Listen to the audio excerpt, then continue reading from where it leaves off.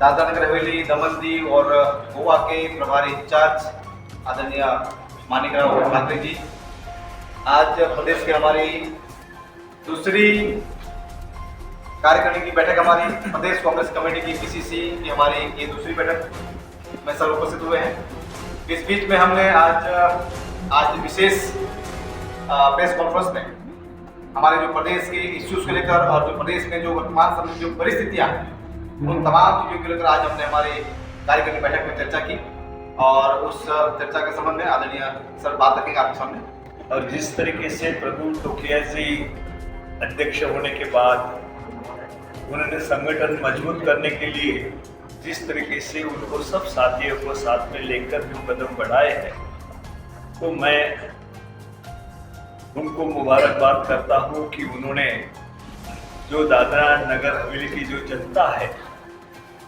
उनके साथ कदम से कदम मिलाकर उन्होंने बड़े अहम सवाल इस गवर्नमेंट को किए हैं।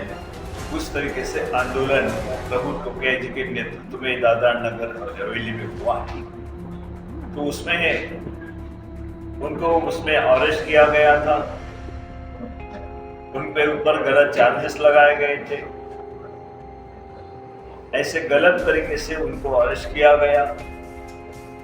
तो इसलिए भी मैं यहाँ पर आया हूँ कि उनका हौसला बढ़ाने के लिए उन्होंने यहाँ की जो मेन समस्या है, जो यहाँ की जमीन है, 1971 का जो कानून बना था जमीन के बारे में, जो लोगों की जमीन छीनने का प्लान यहाँ के बीजेपी प्रशासन ने, यहाँ के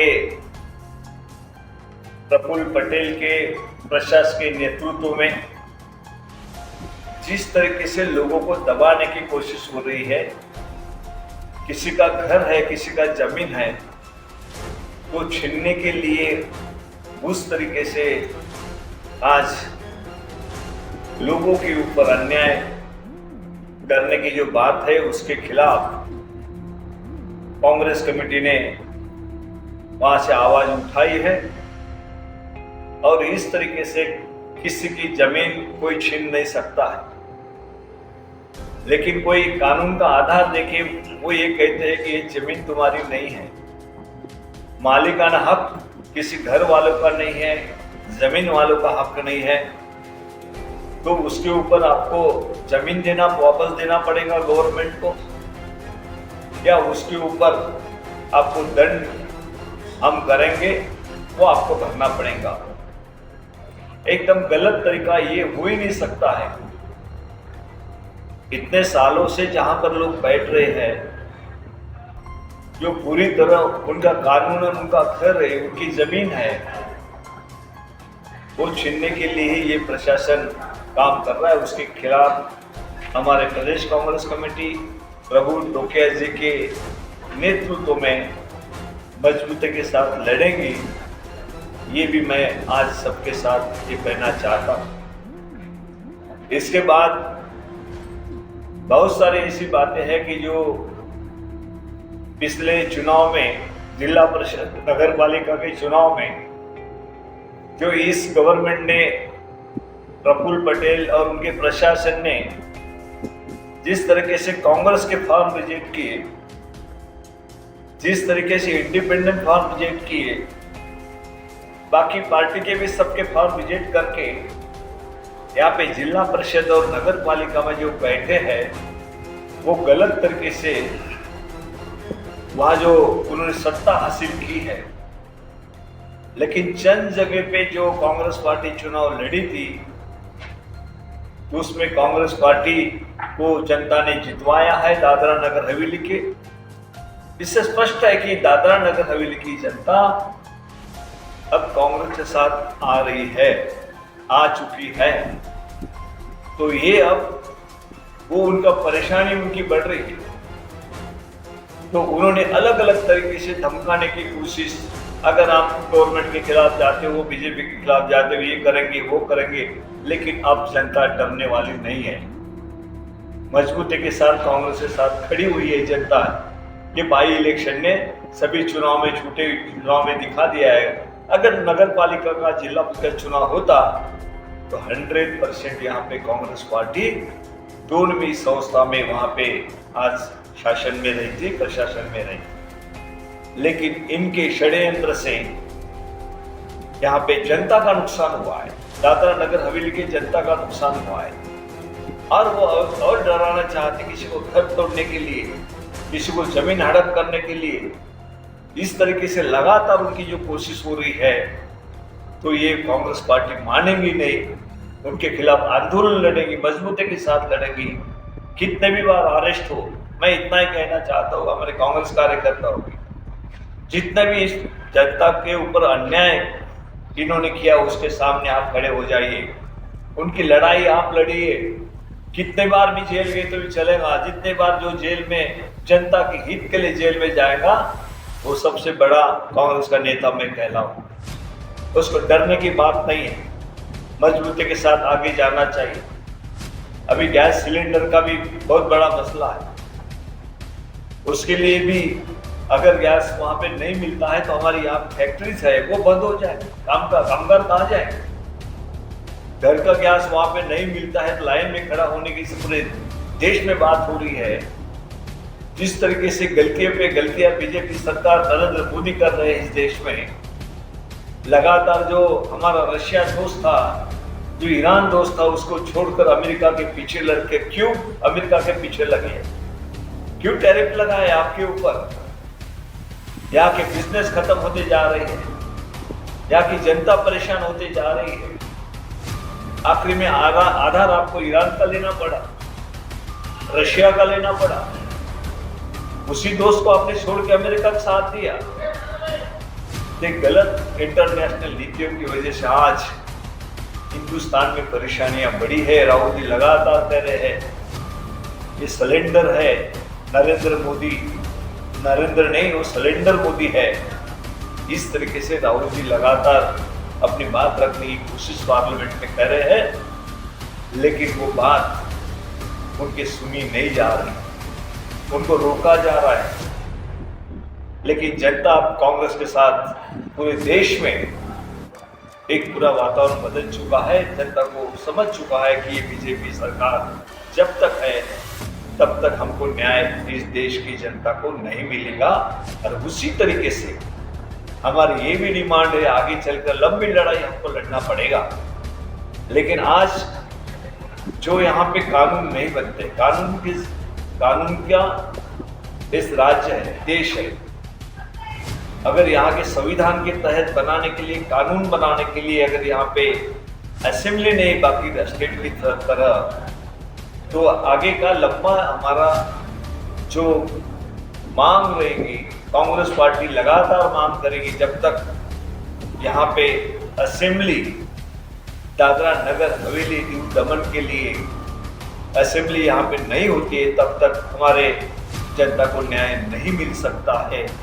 इसलिए हम उसके लिए भी ये मांग आखिरी तक लेके जाएंगे और हमारे कांग्रेस पार्टी की ओर से भी इस मांग को हम पूरी तरह साथ देते हैं, उनके साथ खड़े हैं कि यहाँ असेंबली होना चाहिए। यहाँ की जनता की आवाज़ या जनता की पुकार ऊपर तक असेंबली उनके कानून के तहत उनको न्याय मिलना चाहिए।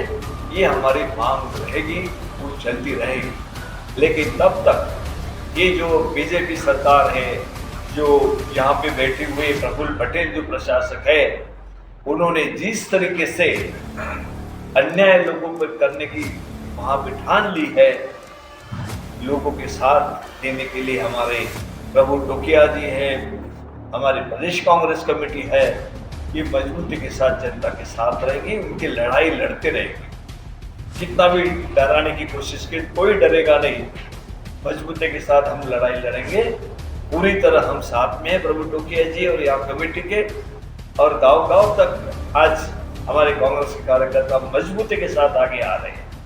ये हमारे लिए एक अच्छी बात है, जनता के लिए अच्छी बात है। उनके लिए लड़ाई लड़ने वाले उनके मन में भी एक कांग्रेस ही है।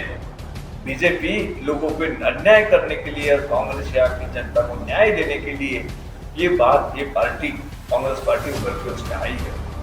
तो मैं आज रमज़ान महीना चालू है, हमारे मुस्लिम भाइयों को भी मुबारकबाद देता हूँ। यहाँ पे प्रभु टोकिया जी को जो अरेस्ट करके जिस तरीके से किया है उनका निषेध भी करता हूँ मैं, अब सभी को मालूम है।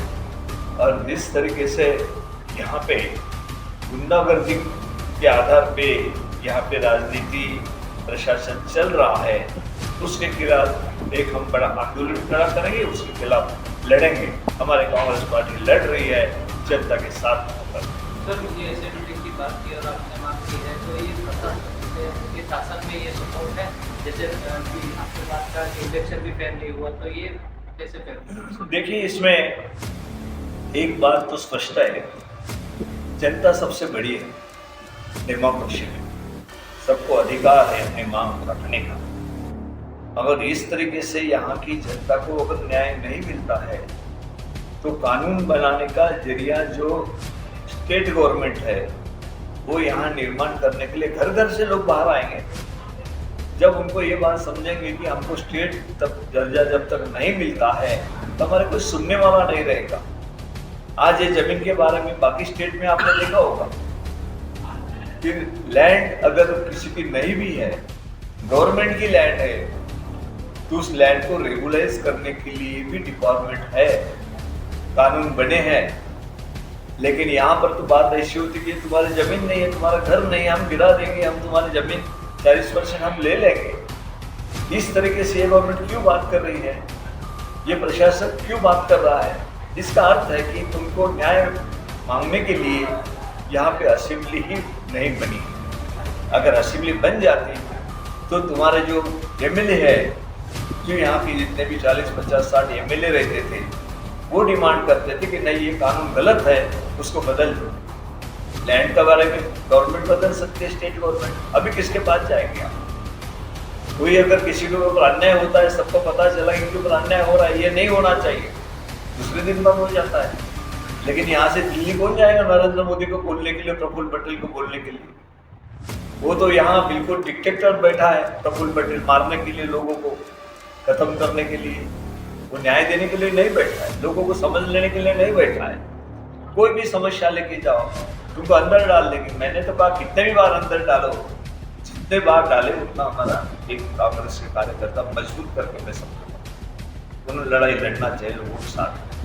सब लड़ने वाले नेता को ही जेल में डाल देते हैं, तो एक आम व्यक्ति कहाँ से देखो, यही बात होती है। जो भाई कांग्रेस पार्टी इतने बड़े इंग्रज शासन के खिलाफ लड़ाई लड़ी स्वतंत्रता की, ये तो प्रफुल्ल पटेल के खिलाफ तो छोटी लड़ाई है, वो भाग जाएगा यहाँ से लड़का। ये सब पूरा ऐसा नहीं चलेगा, जनता के ऊपर अन्याय नहीं कर सकते हैं। ये कोई डिक्टेटरशिप नहीं है, मार्शल लॉ नहीं है यहाँ पर। तो फिर ये उनके जनता के ऊपर क्यों अन्याय है, ये समझाने के लिए उनको कांग्रेस पार्टी ही आगे आके लड़ेगी, उनके साथ लड़ रही है।